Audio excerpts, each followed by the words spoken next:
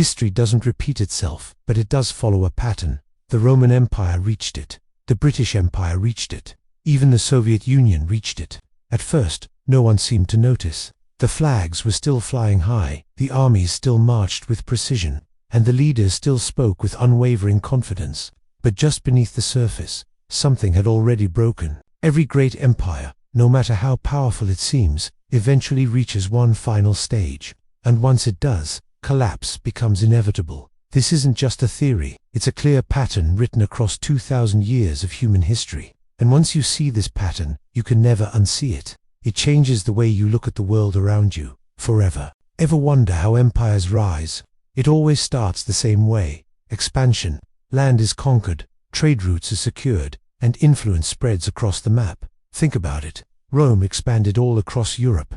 Britain ruled the seas, creating an empire where the sun never set. The Soviet Union controlled half the world. This constant growth creates a feeling of confidence. That confidence builds a powerful belief in the empire's destiny. And that belief, in turn, creates legitimacy in the eyes of its people and the world.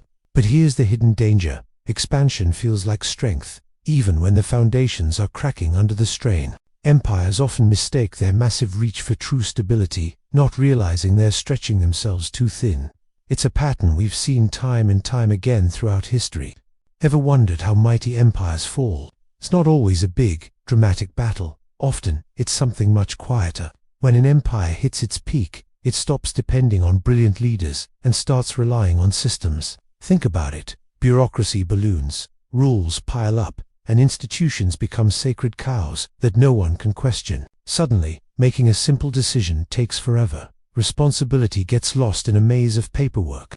Look at ancient Rome. Power moved from decisive generals on the battlefield to distant administrators in the city. The British Empire was run by offices thousands of miles away. In the Soviet Union, who you knew in the party mattered more than what you could do. The system itself becomes the goal. It survives, it chugs along, but the spark of innovation, it's gone. The very thing that built the empire, boldness, creativity, and speed, is choked by the red tape designed to maintain it. It's a slow, quiet decay from the inside out.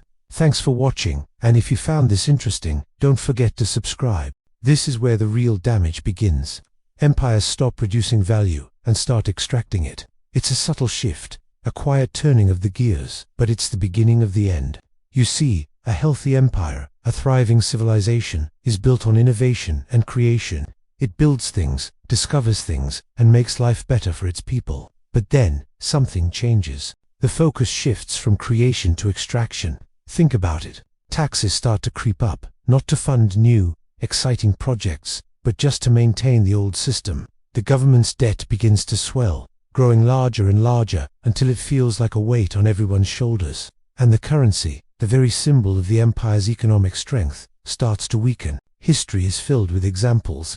Take ancient Rome. As the empire overextended itself, it started debasing its coins. They mixed cheaper metals with the silver, hoping no one would notice. But people did notice. The value of their money plummeted, and with it, their trust in the system. Fast forward to the British Empire. At its peak, it was a global powerhouse of trade and industry. But as its dominance faded, it became heavily reliant on its colonies and piled on massive amounts of debt to finance its wars and maintain its status. The engine of innovation was slowing down, replaced by a machine of extraction. Even in the 20th century, we saw this with the Soviet Union. Officially, everything was fine. The propaganda machine churned out stories of glorious production and happy workers. But behind the curtain, there were crippling shortages of basic goods. The system was no longer about providing for the people.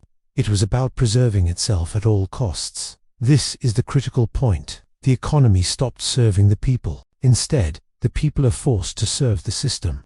Your hard work, your savings, your future all gets fed into a machine that is slowly grinding to a halt. From the outside, the empire might still look powerful, magnificent even. The monuments are still standing, the armies are still marching. But from within, the decay is devastating. It's a quiet crisis. An invisible rot that eats away at the foundations of a society until there is nothing left to support it. This isn't just ancient history. It's a pattern that repeats. Understanding it helps us see the warning signs in our own time. Ever wonder why great empires fall? It's a question that has fascinated historians for centuries. We often imagine a dramatic final battle, a decisive defeat that brings a mighty civilization to its knees. But the truth is often far less dramatic and much more insidious. It's not always about losing a war. Sometimes, the real poison is the cost of constantly winning. Think about it. An empire, by its very nature, is built on power, and the greatest fear of any power is losing it.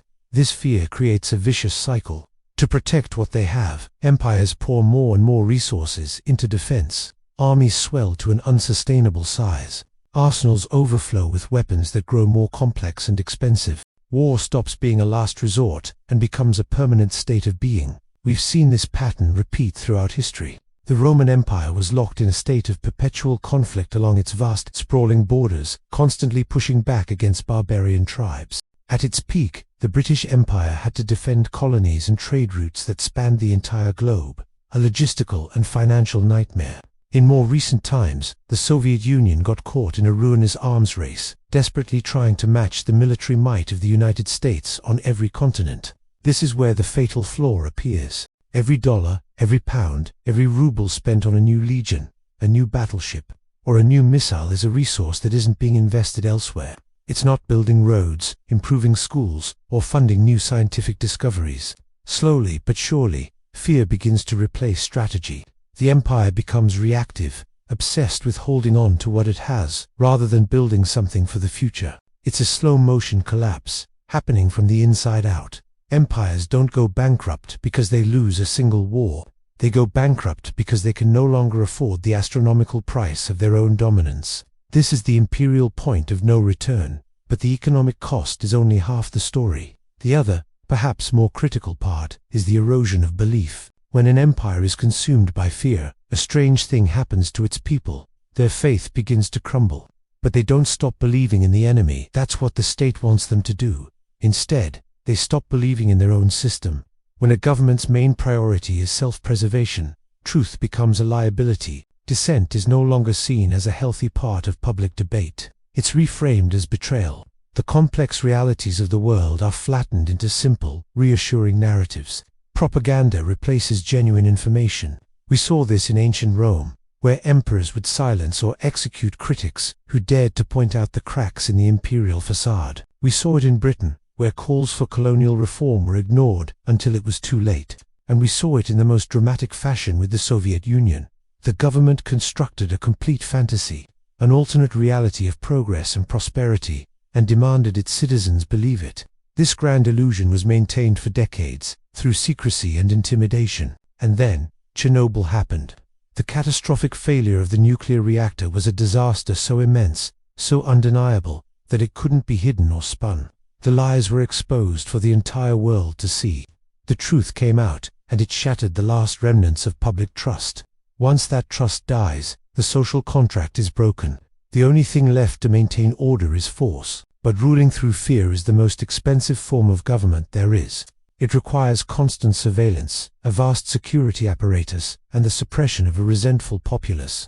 It drains the last of the empire's resources and spirit. In the end, the very mechanisms an empire creates to protect itself, its massive armies, its pervasive propaganda, its culture of fear become the instruments of its own demise. It doesn't get conquered. It simply rots from the inside, until it collapses under its own weight. Ever wonder how empires really end? It's not always with a bang. Let's look at the life cycle of power, starting with the first crack in the foundation. This is the stage of rapid decentralization. On the surface, an empire seems like a single, unbreakable unit. Think of the Roman Empire at its peak, a vast territory under one banner.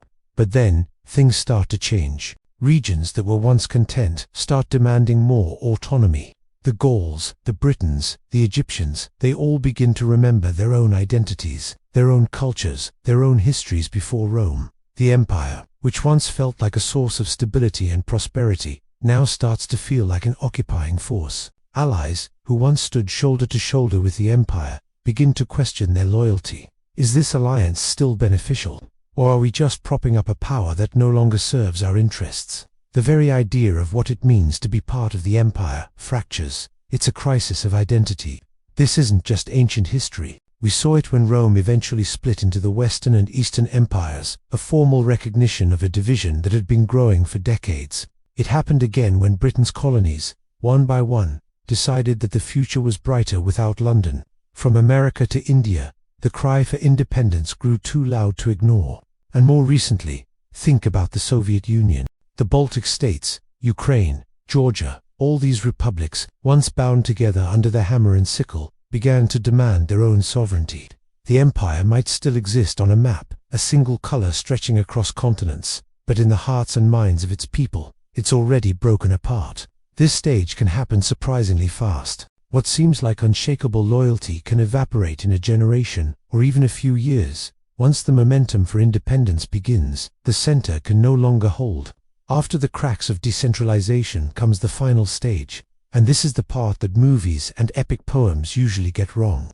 The end of an empire is rarely a dramatic, cinematic event. There's no final cataclysmic battle where a heroic new power topples the old guard. There's no single, clear enemy to rally against. The end is something much quieter, much more mundane. It's exhaustion. Imagine an ancient bureaucracy, once efficient and powerful, now drowning in its own paperwork. Budgets that can no longer be met. The military is stretched too thin, defending borders that are too long and porous. The infrastructure, the roads, the aqueducts, the public buildings, crumbles from neglect because there's no money or will to maintain it. Systems just stall. The political machine grinds to a halt. Leaders, faced with unsolvable problems and a disillusioned populace, simply resign or fade into obscurity. This is how the Western Roman Empire truly ended. It wasn't sacked into oblivion in a single day. It faded over decades. Its institutions withered. Its economy collapsed. People just stopped looking to Rome for answers. Britain didn't lose its empire in a great war. It retreated, granting independence because holding on was too expensive and politically impossible. And the Soviet Union, it was dissolved with the stroke of a pen. One day it was a superpower, and the next, it was history. There were no tanks rolling through Red Square to end it. Just a quiet announcement. Empires don't fall screaming in a blaze of glory. They fall tired. They yawn, stretch, and quietly cease to exist. The energy that built them is gone, and what's left is just a slow, inevitable decline into If you're starting to see this pattern repeat itself throughout history, from the ancient world to the modern day, then you're in the right place. This channel is all about uncovering the hidden mechanics of power, how it's built, how it's maintained, and why, without exception, it always falls. Subscribe and hit the notification bell to join us as we explore the rise and fall of the world's greatest empires. Thanks for watching. Every empire believes it is the exception. Every empire believes history will spare it, but history never does, because power follows incentives, and incentives eventually break. This is why empires fall. It's not because of outside enemies, but because the very systems that built them eventually outgrow the people they were meant to serve. The institutions become too rigid, the debts too large, the promises too empty. Think about Rome, the British Empire, or the Ming Dynasty.